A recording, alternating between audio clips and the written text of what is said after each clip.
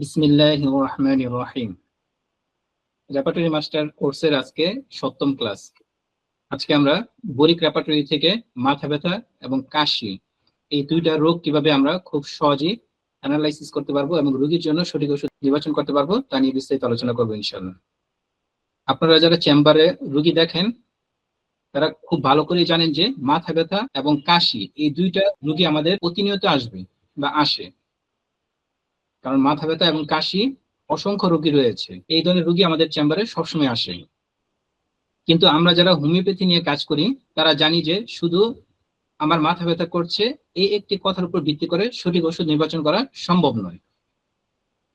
রোগীর মাথা ব্যথা ঠিক কি কারণে শুরু হলো, মাথা ব্যথাটা কি জন্য হচ্ছে, মাথা ব্যথা কোন পাশে হচ্ছে, ব্যথার ধরনটা কেমন এবং কিসে মাথা ব্যথা বাড়ে এবং কিসে কমে, এই সূক্ষ্ম বিষয়গুলো আমাদের জানতে হয়।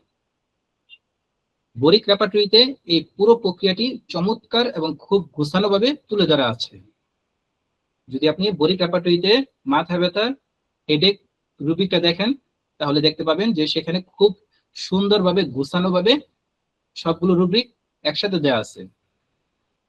আমি জানি রেপার্টরির রুব্রিক গুলো ইংরেজিতে থাকায় অনেক সময় আমাদের বুঝতে একটু অসুবিধা হয় বা একটা ভীতি কাজ করে। তাই আজকের ক্লাসে আমার মূল লক্ষ্য থাকবে অত্যন্ত সহজ ও সাবলীল বাংলায় প্রতিটি ইংরেজি রুব্রিকের অর্থ ভেঙে ভেঙে আপনাদের বুঝিয়ে দেওয়া।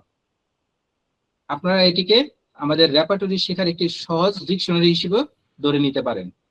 আমি চেষ্টা করব ক্লাসটি যেন আপনাদের কাছে একদম বাস্তবমুখী হয়, যাতে আজ থেকেই আপনারা নিজেদের চেম্বারে এই জ্ঞানটি প্রয়োগ করতে পারেন। আজকের ক্লাসটা যারা খুব ভালোভাবে করবেন, আশা করি আজকের ক্লাসের পর থেকে আপনি মাথা ব্যথা এবং কাশি এই দুইটা রোগীকে খুব সহজেই চিকিৎসা দিতে পারবেন। তো চলুন আর কথা না বাড়িয়ে আমরা আমাদের মূল আলোচনায় প্রবেশ করি এবং দেখি বরিক রেপার্টরিকে হাতিয়ার হিসেবে ব্যবহার করে আমরা কিভাবে মাথা ব্যথার একদম নিখুঁত ওষুধটি খুঁজে বের করতে পারি। এই ক্লাসটা দুইটি অংশে বিভক্ত। প্রথম অংশে আমরা মাথা ব্যথা নিয়ে আলোচনা করব, দ্বিতীয় অংশে আমরা কাশি নিয়ে আলোচনা করব। এখন আমরা মাথা ব্যথা দিয়ে শুরু করব। আসুন দেখি ডাক্তার অস্কার এ বরিক তার রেপার্টরিতে মাথা ব্যথা বা হেডেক অধ্যায়টিকে কিভাবে সাজিয়েছেন। আপনারা খেয়াল করলে দেখবেন তিনি কিন্তু এলোমেলো ভাবে ঔষধের নাম লিখে দেন নাই বা রুব্রিকগুলো এলোমেলো ভাবে সাজিয়ে দেন নাই, বরং একজন চিকিৎসক যখন চেম্বারে রোগীর কেস টেকিং করেন ঠিক সেই বৈজ্ঞানিক ধারাবাহিকতা বজায় রেখে তিনি এই অধ্যায়টিকে 7টি সুস্পষ্ট ভাগে ভাগ করেছেন। এই 7টি পয়েন্ট যদি আপনারা মাথায় রাখতে পারেন তবে মাথা ব্যথার যে কোনো রোগী আসুক না কেন আপনাদের কেস টেকিং হবে একদম নির্ভুল। যে কোনো মাথা ব্যথার রোগীর ক্ষেত্রে যদি আমরা এই 7টা পয়েন্ট মনে রাখতে পারি তাহলে আমরা খুব সহজেই রোগীর জন্য সঠিক ওষুধটা নির্বাচন করতে পারবো। চলুন পয়েন্টগুলো একটু সহজে বুঝে নেই। প্রথমত কজ বা কারণ। প্রথম যেটা সেটা হলো কজ বা কারণ। রোগীর মাথা ব্যথাটি কেন শুরু হলো? সে কি বৃষ্টিতে ভিজেছিল, নাকি রোদে ঘুরেছিল, নাকি অতিরিক্ত মানসিক পরিশ্রম করেছে? রোগীকে প্রথমেই এই প্রশ্নটি করতে হবে, কি জন্য তার মাথা ব্যথাটি শুরু হয়েছে, মাথা ব্যথার কারণটা কি, এটা আমাদেরকে প্রথমে জানতে হবে। দ্বিতীয়ত টাইপ বা ধরন। এটি ক্লিনিক্যালি কোন ধরনের মাথা ব্যথা, মানে তার মাথা ব্যথার ধরনটা কি সেটা জানতে হবে। এটি কি মাইগ্রেন, নাকি গ্যাস্ট্রিকের কারণে হচ্ছে, নাকি মেয়েদের মাসিকের সাথে সম্পর্কিত মাথা ব্যথা, কোন ধরনের মাথা ব্যথা সেটা জানতে হবে। তৃতীয়ত লোকেশন বা অবস্থান। মাথা তো অনেক বড় একটা জায়গা, ব্যথাটা ঠিক কোথায় হচ্ছে, কপালের দিকে, নাকি মাথার পিছনের দিকে, নাকি শুধু এক পাশে, বাম পাশে না ডান পাশে, এই লোকেশনটা জানতে হবে। চতুর্থ ক্যারেক্টার অফ পেইন বা ব্যথার প্রকৃতি। রোগী তার ব্যথাটা কিভাবে বর্ণনা করছে, ব্যথা কি হাতুড়ি পেটার মতো দপদপ কর, নাকি মনে হচ্ছে মাথাটা ফেটে যাবে, ব্যথার ধরনটা জানতে হবে। পঞ্চমত কনকমিটেন্স বা সহগামী লক্ষণ। হোমিওপ্যাথিতে এই পয়েন্টটি জাদুর মতো কাজ করে। কনকমিটেন্ট সিমটম গুলো হোমিওপ্যাথিতে জাদুর মতো কাজ করে। মাথা ব্যথার পাশাপাশি রোগীর অন্য কোনো কষ্ট হচ্ছে কিনা, তার মাথা ব্যথার সাথে রোগীর আর কোনো সমস্যা হচ্ছে কিনা, যেমন মাথা ব্যথার সাথে বমি বমি ভাব হওয়া, বমি হওয়া কিংবা এগুলো হলো কনকমিটেন্ট সিমটম। বা সহগামী লক্ষণ। ষষ্ঠত অ্যাগ্রাভেশন বা বৃদ্ধি। কোন কাজটা করলে বা কোন অবস্থায় রোগীর কষ্টটা আরো বেড়ে যায়, রোগীর মাথা ব্যথাটা কোন অবস্থায় বা কি করলে বাড়ে এটা জানতে হবে। যেমন নড়াচড়া করলে বা আলোতে গেলে তার মাথা ব্যথা বৃদ্ধি পায়। সপ্তম যে বিষয়টা জানতে হবে সেটা হলো অ্যামিউলেশন বা উপশম। কিসে রোগী আরাম বোধ করে, রোগী মাথা ব্যথার সময় কি করলে তার মাথা ব্যথাটা উপশম হয়, সে আরাম বোধ করে। মাথা শক্ত করে বেঁধে রাখলে নাকি চুপচাপ শুয়ে থাকলে, এই উপশমগুলো আমাদের জানতে হবে। এই 7টি ধাপ হলো আমাদের আজকের ক্লাসের মূল চাবিকাঠি। মাথা ব্যথার ক্ষেত্রে আমাদেরকে এই 7টা বিষয় অবশ্যই জানতে হবে। আপনারা এই পয়েন্টগুলো খাতায় নোট করে নিতে পারেন। আমরা প্রতিটি ধাপ ধরে ধরে বিস্তারিত আলোচনা করব এবং এর অধীনে থাকা গুরুত্বপূর্ণ ইংরেজি রুব্রিকগুলোর সহজ বাংলা অর্থ জেনে নিব। এখন আমরা মাথা ব্যথার সবচেয়ে গুরুত্বপূর্ণ ধাপটিতে এসেছি, সেটা হলো কজ বা কারণ। হোমিওপ্যাথিতে একটি কথা আছে, যদি কারণ দূর করা যায় তাহলে এফেক্ট এমনি দূর হয়ে যায়। কারণের কারণে যেটা দেখা দিচ্ছে সেটা এমনি দূর হয়ে যায়। একজন রোগীর মাথা ব্যথা কেন শুরু হলো, সেই শিকড়টা যদি আমরা ধরতে, তবে অর্ধেক চিকিৎসা ওখানেই হয়ে যায়। যদি আমরা মাথা ব্যথার কারণটা খুঁজে বের করতে পারি বা রোগীর কাছ থেকে বের করে নিয়ে আসতে পারি, তাহলে আমাদের অর্ধেক চিকিৎসা হয়ে যাবে বা আমাদের ঔষধ নির্বাচন করা প্রায় অর্ধেক সম্পূর্ণ হয়ে যাবে। বরিক রেপার্টরিতে হেডেক কজ রুব্রিকের অধীনে অনেকগুলো কারণ দেওয়া আছে। আসুন আমরা সবচেয়ে বেশি দেখা যায় এমন কয়েকটি কারণের অর্থ ডিকশনারির মতো সহজে বুঝে নেই। যদি আমরা বরিক রেপার্টরিতে যাই, আচ্ছা হেডেক আমরা কোন অধ্যায়ে পাবো একজন বলেন তো? হেড অধ্যায়ে পাবো। আমি হেড আগে অধ্যায়। বলছিলাম, গত ক্লাসে আমি বলছিলাম যে আমাদের প্রতিটা অধ্যায় সম্পর্কে জানতে হবে যে কোন অধ্যায়ে কোন বিষয়টা আলোচনা করা হয়েছে। তাহলে হেডেক পাবো আমরা হেড অধ্যায়ে। আমরা হেড অধ্যায়ে গেলাম, তারপরে হেডেক। এখানে আমি যে 7টা পয়েন্ট নিয়ে আলোচনা করছি এখানে সবগুলো দেওয়া আছে। আমি আগে বলছিলাম যে বরিক রেপার্টরিতে সবগুলো অ্যালফাবেটিক্যালি সাজানো আছে, এই জন্য অ্যাগ্রাভেশন অ্যামিউলেশন উপরে আছে। তারপর আছে cause, character of pain, concomitance, location, type. যে কোনো মাথা ব্যথার রোগীদের ক্ষেত্রে যদি আমরা এই 7টা পয়েন্ট মনে রাখতে পারি, তাহলে আমাদের আর কিছুই লাগবে না। এই 7টা প্রশ্ন করেই আমরা রোগীর জন্য সঠিক ওষুধটা নির্বাচন করতে পারবো। এগুলো আমরা বিস্তারিতভাবে আরো দেখবো। আমরা প্রথম যে বিষয়টা নিয়ে আলোচনা করতেছি সেটা হলো কজ। কজটা সবচেয়ে বেশি গুরুত্বপূর্ণ, যে মাথা ব্যথা কেন হচ্ছে, এটা আমরা ধরতে পারলে আমাদের অর্ধেক কাজ শেষ। তাহলে কজে যদি আমরা ক্লিক করি, তাহলে কি কি কারণে মাথা ব্যথা হয় এগুলো আমরা এখানে পেয়ে যাব। এখান থেকে আমরা গুরুত্বপূর্ণ কয়েকটা কজ নিয়ে আলোচনা করব বা মাথা ব্যথার কারণ নিয়ে আলোচনা করব। প্রথমে একটি গুরুত্বপূর্ণ কজ হলো, যেই কজটা নিয়ে আমাদের কাছে অনেক রোগী আসবে যে আমার এরপর থেকে মাথা ব্যথা শুরু হয়েছে।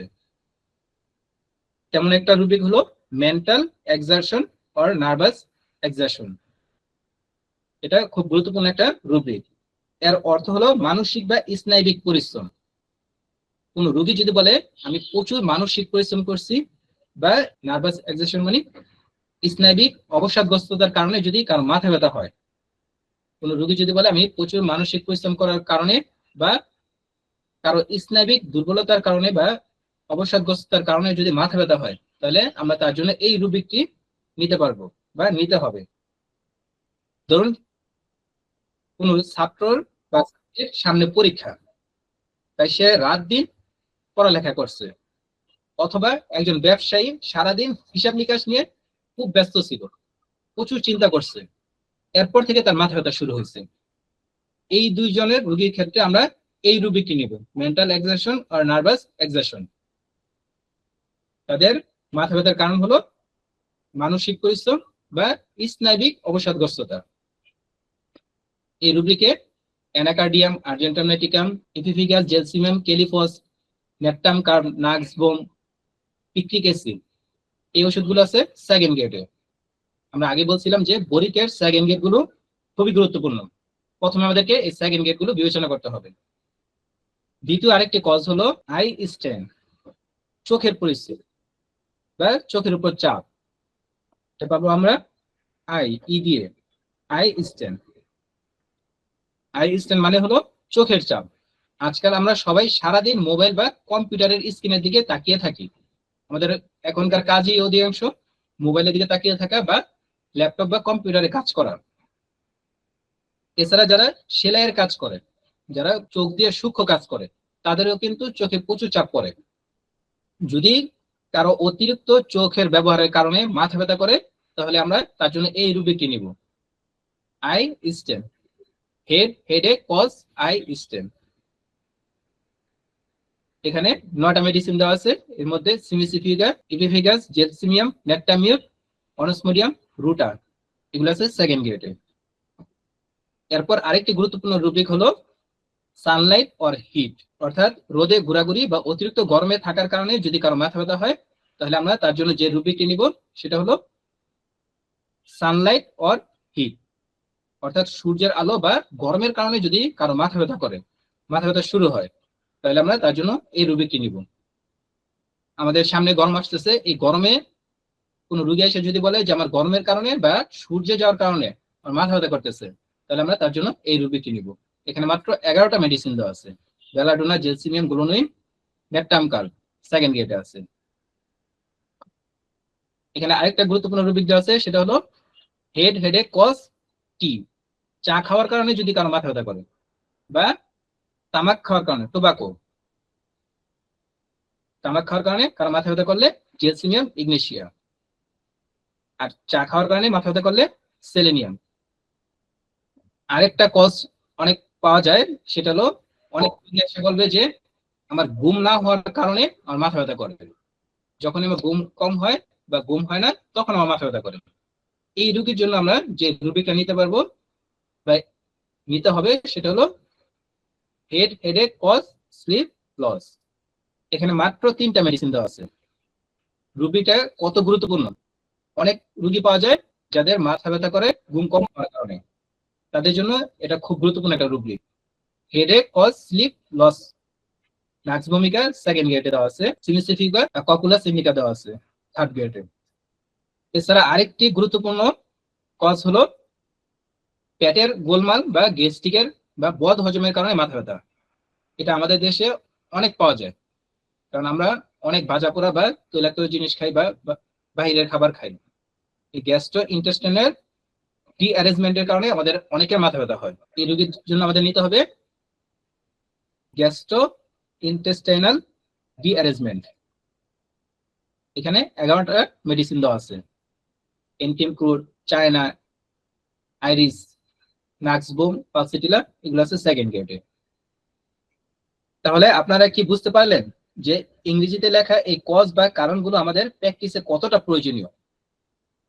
যখনই কোনো রোগী আসবে, প্রথম প্রশ্নই হবে আপনার মাথা ব্যথা ঠিক কি কারণে বা কি করার পরে এটা শুরু হয়েছে, অর্থাৎ কারণটা খুঁজে বের করতে হবে। মাথা ব্যথার রোগী আসলে প্রথমে আমাদেরকে কজটা খুঁজে বের করার চেষ্টা করতে হবে। কারণটা পেয়ে গেলে আমাদের কাজ অনেকটা সহজ হয়ে যাবে। দেখেন প্রতিটা কজে কিন্তু অল্প কয়েকটা মেডিসিন দেওয়া আছে। কজেশনটা পেয়ে গেলে আমাদের কাজটা অনেক সহজ হয়ে যাবে।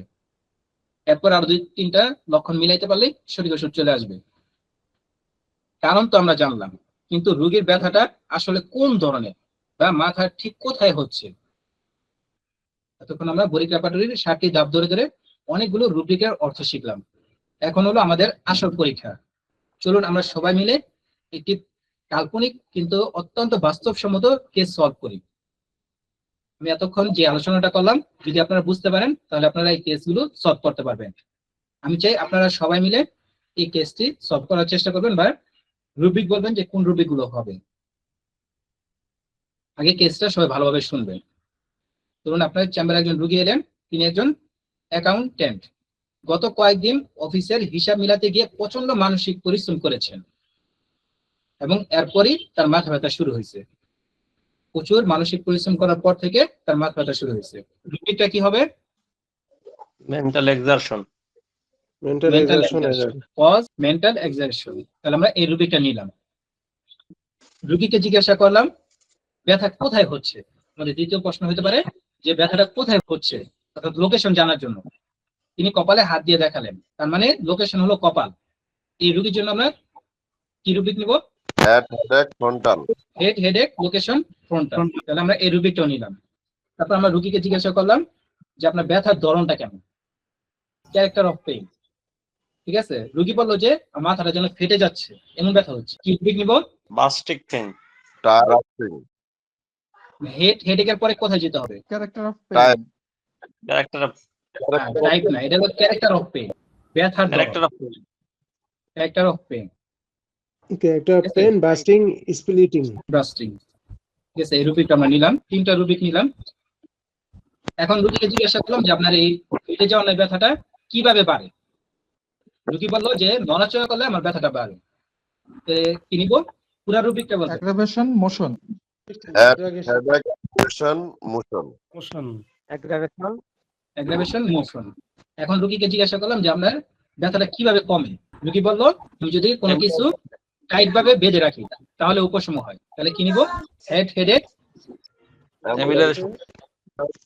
অ্যামিউলেশন, wrapping or banding tightly. Wrapping or bandaging tightly.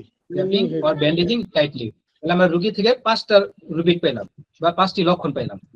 ঠিক আছে, আমাদের কিন্তু পয়েন্ট কটা? 7টা। 7টার মধ্যে সব রুগীর কাছ থেকে কিন্তু আপনি 7টা পাবেন না, 4টাও পাবেন, 3টাও পাবেন, 5টা পাবেন, 7টাও পাইতে পারেন। এখন যদি আমরা দেখি যে রুগীর জন্য কি ওষুধ হতে পারে, এতক্ষণ আমরা বরিক রেপার্টরি ব্যবহার করে মাথা ব্যথা এবং কাশির মতো জটিল এবং দৈনিক সমস্যার সমাধানে কতটা সহজ করা যায় তা হাতে কলমে দেখলাম। মানে আমি আপনাদেরকে শেষ কথা যেটা বলতে চাচ্ছি সেটা হলো মাথা ব্যথা এবং কাশি এই 2টা রোগীর ক্ষেত্রে আর কোনো চিন্তা করতে হবে না। যে কোনো মাথা ব্যথা নিয়ে আসুক বা যে কোনো কাশি নিয়ে আসুক না কেন, আপনারা যদি মাথা ব্যথার ক্ষেত্রে এই 7টা প্রশ্ন করতে পারেন আর কাশির ক্ষেত্রে 5টা প্রশ্ন করতে পারেন, তাহলে আপনি নিশ্চিন্তে রোগীকে একটা সঠিক ওষুধ দিতে পারবেন। আপনাকে কোনো সিরাপ ব্যবহার করতে হবে না, কোনো প্যাটেন্ট ব্যবহার করতে হবে না, বা রোগীকে অন্য জায়গায় নিয়ে যাওয়ার পরামর্শ দিতে হবে না যে আপনি চেষ্টা করে দেখছেন পারতেছেন আপনি অ্যালোপ্যাথি নিয়ে যান, যেটা আমরা করি। এগুলো করতে হবে না। এই কাশি মাথা ব্যথা এটা কিন্তু প্রচুর রোগী পাওয়া যায় এবং আমাদের নিজেদের ফ্যামিলিতেও এই রোগে সবাই প্রায় আক্রান্ত হয়। তাদেরকেও কিন্তু আমরা এই চিকিৎসাটা দিতে পারবো খুব সহজভাবে। এটা কোনো জটিলতা নাই, রুব্রিকগুলো খুব সহজ। আপনি যখন আরো বড় বড় রেপার্টরিতে যাবেন তখন কিন্তু এগুলো আরো বড় হবে, তখন অনেক জটিল হবে। সহজটা বুঝতে পারলে আপনি জটিলটা বুঝতে পারবেন। আমি এখন আপনাদের জটিল দেখাইতেছি না। আর জটিল গুলো আসবে 20% বা 30% ক্ষেত্রে। আপনার 60 থেকে 80% রোগী কিন্তু এই বরিক রেপার্টরি দিয়ে আপনি সমাধান করতে পারবেন।